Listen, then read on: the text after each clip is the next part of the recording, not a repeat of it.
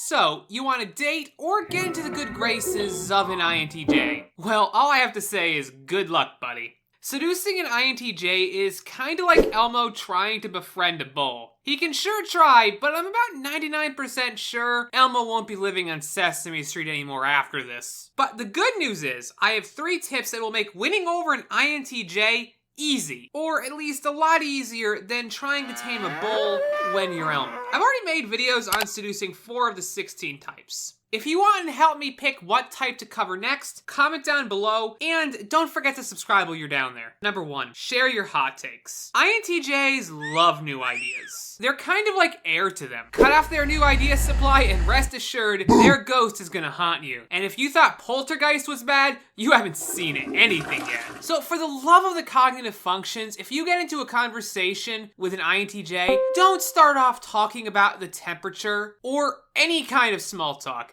Big talk only. Talk about your ideas and your opinions, especially if they're different than the average opinion. Yeah, sure, you like pizza. Everyone does. That's why there's a pizzeria around every corner. But talk about how pineapple pizza is objectively the best topping, and you'll get them going. But word of advice, don't espouse opinions that you don't really believe in. With third slot FI, values and genuineness are surprisingly important to them. If you ever get an INTJ to open up, never ever mock them for what they share. Number 2, the way to an INTJ's heart is through their stomach. INTJs aren't exactly self-care junkies. With all of their ideas and projects they have going on, taking care of themselves goes on the back burner. And that's the only thing that's ever going on their stove. I don't think the average INTJ has touched an oven since high school home ec. Their diet consists of Red Bull, banquet TV dinners, and Lunchables. Or really anything that's quick and easy. So maybe they touch the stove to make some pasta. My point is, Chef Boyardee, they are not. So if you can wow their taste buds with some good old-fashioned home cooking, you'll be well on your way to an INTJ wedding. And it doesn't need to be just food. Really anything that indulges their last slot SC. This function tends to get neglected. So a quiet walk or a roll of bubble wrap works wonders. Just keep the SC on the low. If you invite them to a sugar rave,